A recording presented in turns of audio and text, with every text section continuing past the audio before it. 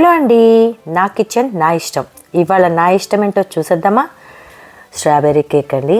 ఇంట్లోనే హోమ్ మేడ్గా చేసుకునే strawberry cake ఎలా చేయాలో ఏంటో చూపించేస్తాను.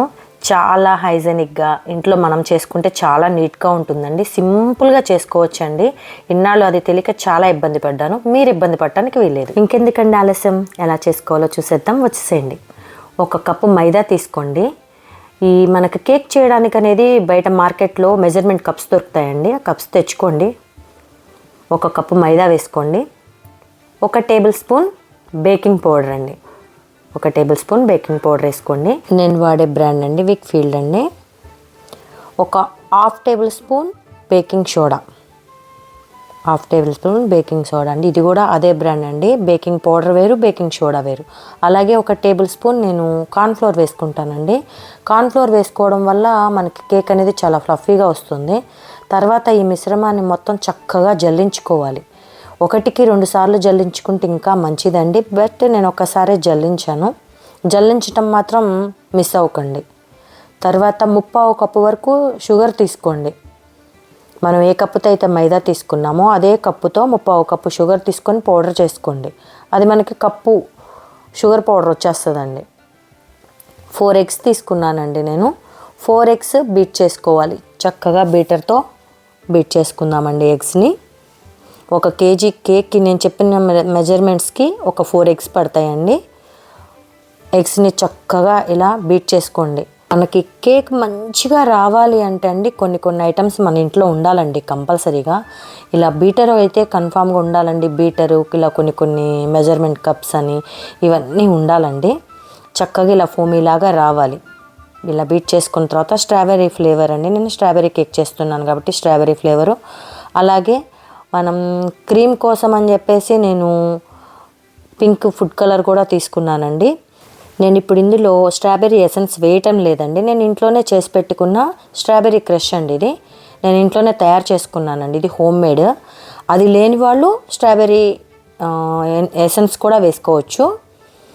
చూసారా, అది కూడా వేసి కొంచెం అలా తిప్పండి. తర్వాత మనం ఇందాక షుగర్ పౌడర్ ఉంది కదండి 1 కప్పు, ఇది కొంచెంగా వేసుకుంటూ, మొత్తం ఒకేసారి వేయకూడదండి. కొంచెం వేసుకుంటూ తిప్పుకోండి.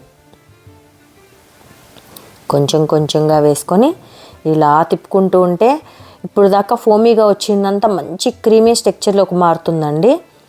ఈ కేక్ స్పాంజ్ అనేది మనం కలిపే మిశ్రమాన్ని బట్టే ఉంటుందండి. చక్కగా మనం ఎంతైతే మంచిగా బీట్ చేస్తామో దాన్ని బట్టి మనకి కేక్ వస్తుంది. చూసారా ఇలా క్రీమీలాగా వచ్చేసిందో, ఇలా వైట్ కలర్ వచ్చేస్తుందండి. చూసారా ఎలా ఉందో మీకు తెలుస్తుంది కదా.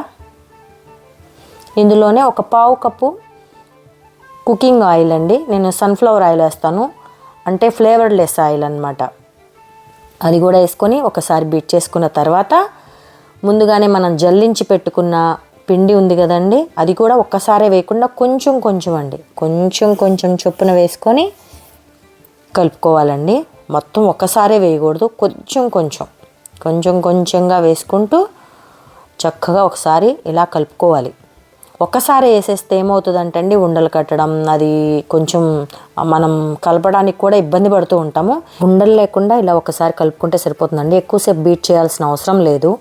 చూసారు కదా మొత్తం కలిసిపోయింది. ఎక్కువసేపు బీట్ చేయాల్సిన పని లేదండి.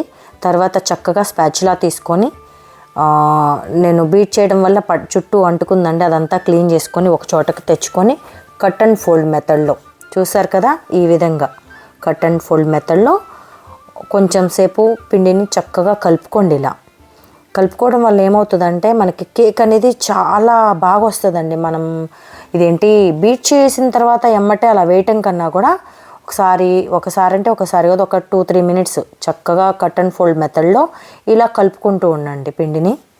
ఇలా కలపటం వల్ల కేక్ అనేది కొంచెం స్పాంజీ లాగా వస్తుంది, బాగుంటుంది. టేస్ట్ కానీ స్పాంజీ కానీ అలా మంచిగా వస్తుంది అన్నమాట మనకి స్పాంజీ. చూసారు కదా ఈ విధంగా రివర్స్ తిప్పొద్దండి. కట్ అండ్ ఫోల్డ్ మెథడ్ మాత్రమే యూస్ చేయండి.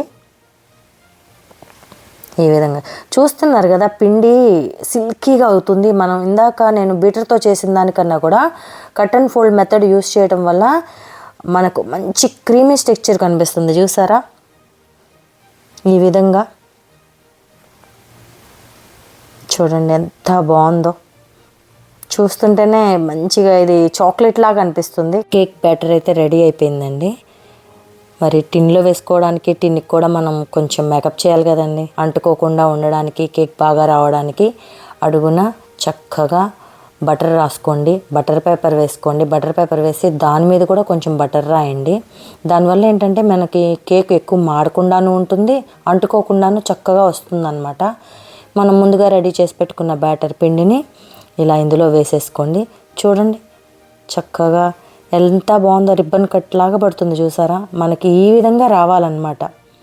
ఈ విధంగా పిండి అనేది, బ్యాటర్ అనేది ఈ విధంగా వస్తే కేక్ అనేది చాలా చాలా చాలా చాలా బాగుంటుంది. స్పాంజీ లాగా. బబుల్స్ ఏమన్నా ఉంటాయేమోనని 2-3 సార్లు ట్యాప్ చేయండి. చేసిన తర్వాత ఒక టూత్ పిక్ తీసుకొని లాస్ట్ అండ్ ఫైనల్ ఇంకొకసారి ఇలా కలుపుకోండి. ఇంకా అడుగున ఏదన్నా బబుల్స్ ఉన్నా కూడా పైకి వచ్చేస్తాయి అన్నమాట. నేను ముందుగానే గిన్నె వేడి చేసుకున్నానండి. ఒక 10 మినిట్స్ పెట్టుకొని లో ఫ్లేమ్లో పెట్టుకున్నాను. గిన్నె వేడెక్కింది. ఇలా ట్యాప్ చేసుకొని పెట్టుకున్న దీన్ని డైరెక్ట్ వేడిగా ఉన్న గిన్నెలో పెట్టేసి మూత పెట్టేసుకుందామండి. 30 to 35 మినిట్స్ వరకు మనం బేక్ చేసుకోవాలి మీడియం ఫ్లేమ్లో. చూసారు కదా నా కేక్ అయితే రెడీ అయిపోయింది. మీరు కావాలి అంటే ఒక 25 మినిట్స్ తర్వాత ఒకసారి చెక్ చేసుకోండి, టూత్ పిక్ గుచ్చి మీకు తెలిసిపోతుంది. నాదైతే కేక్ రెడీ అయిపోయింది. అది కొంచెం చల్లారిన తర్వాత నేను ఇలా కట్ చేసేసుకున్నాను అనమాట. చూసారు ఎంత స్పాంజీగా ఉందో, మీకు చూస్తుంటే తెలుస్తుంది కదా. ఇంట్లో చేసుకోవడం చాలా ఈజీ అండి. నేను ఇలా 4 స్లైసెస్ అయితే కట్ చేశాను. ఎప్పుడు 2-3 చేసేదాన్ని, ఈసారి 4. ముందుగా మనం తయారు చేసి పెట్టుకున్న షుగర్ సిరప్లో నేను స్ట్రాబెర్రీ ఫ్లేవర్ చేస్తున్నాను కాబట్టి స్ట్రాబెర్రీ క్రష్ వేసుకున్నానండి, ఫ్లేవర్ బాగుండడం కోసం. కలిపి పక్కన పెట్టుకున్నాను. మనం ఏ కప్పుతో అయితే మైదా తీసుకున్నామో ఆ కప్పుతో కప్పున్నర నేను విప్పింగ్ క్రీమ్ తీసుకున్నానండి, విప్ క్రీమ్ తీసుకున్నాను. మరి కేక్ను ముస్తాబ్ చేయాలి కదా, చక్కగా డ్రెస్సింగ్ చేయాలి కదా దానికి. ఇప్పుడు కేక్ అయితే రెడీ అయిపోయింది. దాన్ని రెడీ చేయాలంటే మనకి క్రీమ్ కావాలి, విప్ క్రీమ్ కావాలి. దానికోసం కప్పున్నర తీసుకొని ముందు 1లో పెట్టుకొని బీట్ చేయండి. ఒకసారే స్పీడ్ పెంచొద్దు. అలా 1 నిమిషం చేసిన తర్వాత కొంచెం కొంచెం పెంచుకుంటూ ఇలా బీట్ చేసుకుంటూ ఉంటే మంచిగా మనకి క్రీమ్ అనేది గట్టిపడుతుంది. చూసారు కదా ఈ విధంగా లేయర్స్ లాగా చూస్తున్నారు కదా, మీకు తెలుస్తుంది కదా. ఈ విధంగా రావాలి. ఒకసారి అలా అయిపోయిన తర్వాత ఉంచి చూడండి, కింద పడదన్నమాట. ఇందాక లిక్విడ్ లాగా ఉంది, ఇప్పుడు గట్టిగా అయిపోయింది. ఇందులో నేను స్ట్రాబెర్రీ ఫ్లేవర్ కాబట్టి స్ట్రాబెర్రీ క్రష్ వేసుకున్నాను. కొంచెం వేసుకొని ఒకసారి అలా కలుపుకున్నాను. మరి కలర్ కావాలని చెప్పేసి ఫుడ్ కలర్ తీసుకున్నాను కదా, అందుకని 1 డ్రాప్ వేస్తే సరిపోయేది. నేను 2 డ్రాప్స్ వేసాను. కొంచెం ఎక్కువ అనిపించింది కానీ బాగానే ఉంది, లైట్ అయిపోయింది. మీరు కావాలంటే 1 డ్రాప్ వేసుకొని లైట్ బేబీ పింక్ కలర్ కూడా చేసుకోవచ్చు. చూసారు కదా ఈ విధంగా నా విప్పింగ్ క్రీమ్ కూడా రెడీ అయిపోయింది అనమాట. ముందు మనం కట్ చేసి పెట్టుకున్న కేక్ స్లైసెస్ని తీసుకొని షుగర్ సిరప్లో మనం ఇది వేసుకున్నాం కదండి, స్ట్రాబెర్రీ ఫ్లేవర్ క్రష్, దాంతో చక్కగా సోక్ చేసుకోవాలండి. పేస్ట్రీ అంటేనే మనకి లోపల జ్యూసీగా ఉండాలి, అందుకని షుగర్ సిరప్ వేస్తాము. దాంతోపాటు నేను కొంచెం ఫ్లేవర్ కూడా కలవాలని చెప్పేసి స్ట్రాబెర్రీ క్రష్ కూడా వేశాను. చూసారు కదా ఈ విధంగా మనం క్రీమ్ తయారు చేసుకున్నాం కదా, ఆ క్రీమ్ని లేయర్స్కి ఇలా పూసుకుంటూ, స్ట్రాబెర్రీ మనకి ఎక్కువ ఫ్లేవర్ రావాలి అంటే స్ట్రాబెర్రీ క్రష్ని కొంచెం కొంచెం వేసుకొని ఇలా ఫిల్ చేసుకుంటూ మళ్ళీ ఇంకో బేస్ పెట్టుకొని దాని మీద మళ్ళీ షుగర్ సిరప్ని వేసుకొని సోక్ చేసుకొని, చూసారా చక్కగా అలా వేసుకోవాలన్నమాట. వేసుకొని ఇందాక ఉన్న క్రీమ్ని ఇలా లేయర్స్ పెట్టుకుంటూ ఉండాలండి. చక్కగా బాగుంటుంది. మనకి ఎన్ని లేయర్స్ కావాలంటే అన్ని లేయర్స్ పెట్టుకోవచ్చు. నేను ప్రతిసారి 3 లేయర్సే కట్ చేసేదాన్ని, ఈసారి 4 లేయర్స్ కట్ చేశాను. కొంచెం షేపు రౌండ్గా తెద్దాం అనుకున్నాను అనమాట. యాక్చువల్గా అయితే పైన ఉన్నదాన్ని నేను మధ్యలో పెడతాను, ఈసారి పైన పెట్టేశాను. మనకి క్రీమ్తో పాటు స్ట్రాబెర్రీ ఫ్లేవర్ రావాలి అంటే స్ట్రాబెర్రీ క్రష్ కూడా వేసుకొని చేసుకుంటుంటే బాగుంటుంది. లేయర్కి చాకో చిప్స్ కూడా వేసుకోవచ్చు, బట్ నేను వేయలేదనమాట, 1 లేయర్కే వేశాను. చూసారా క్రష్ అనేది ఎలా కనిపిస్తుందో మనకి పింక్గా దాని మీద. కేక్ మనం తింటూ ఉంటే అన్ని ఫ్లేవర్స్ అన్నీ మనకు తెలుస్తూ ఉంటాయండి. కొంచెం ఓపిక చేసుకొని మనం ఇంట్లో చేసుకున్నాం అనుకోండి, చాలా నీట్గా మన పిల్లలకి కానీ మన వాళ్ళకి కానీ మనం కేక్ తయారు చేసి పెట్టుకోవచ్చండి. చాలా ఈజీ అండి. నేను ఇదివరకే తెలియక చాలా ఇబ్బంది పడిపోయేదాన్ని కేక్ చేయాలంటే, అమ్మో ఎలా అనుకునేదాన్ని. ఎలా ఏం లేదండి, మీరు కూడా చేసేసుకోవచ్చు, ఒకసారి ట్రై చేయండి. 3 లేయర్స్ అయిపోయినాక మా బాబు చాకో చిప్స్ వేయమన్నాడు, నేను చాకో చిప్స్ కూడా వేసానండి. లేదు అంటే మీరు వైట్ చాకో చిప్స్ కూడా వేసుకోవచ్చు, నేను డార్క్ చాకో చిప్స్ అయితే వేసాను, నా దగ్గర అవే ఉన్నాయి. లాస్ట్ లేయర్ అండి పెట్టుకున్నాను, దాన్ని కూడా ఒకసారి ఇలా చేసుకుందాం. షుగర్ సిరప్తో సోక్ చేసుకొని మొత్తం క్రీమ్ అంతా రాసుకోవాలండి ఇలా.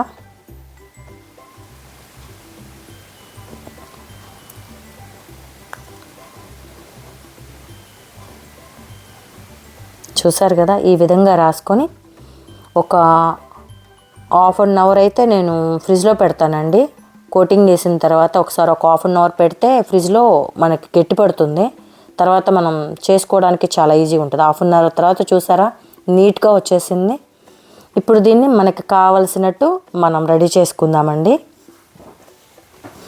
మిగతా విప్ క్రీమ్ ఉంది కదండి, అది కూడా వేసి చక్కగా నీట్గా మనకి ఎంత కావాలి అంటే కొంతమంది తక్కువ తింటారు విప్ క్రీమ్, వాళ్ళు తక్కువ వేసుకోండి. నేనైతే చాలా తక్కువ రాసాను అనమాట, ఎక్కువ ఇష్టపడం మేము, కొంచెం తక్కువే వాడాను. కావాలంటే మీరు కొంచెం ఎక్కువ వేసి చేసుకోవచ్చండి. కోటింగ్ మొత్తం కంప్లీట్ అయిన తర్వాత నా దగ్గర ఉన్న దాంతో ఇలా ఫ్లవర్స్ వేసుకొని స్ట్రాబెర్రీ క్రష్ వేసుకున్నానండి. దీంతోపాటు నా దగ్గర ఉన్న దాంతో దాన్ని కొంచెం ఇంకా ముస్తాబ్ చేశాను అనమాట, మంచిగా కలర్ఫుల్గా. చూడడానికి ఎంత బాగుందో కలర్ఫుల్గా, తింటే కూడా అంతే బాగుందండి.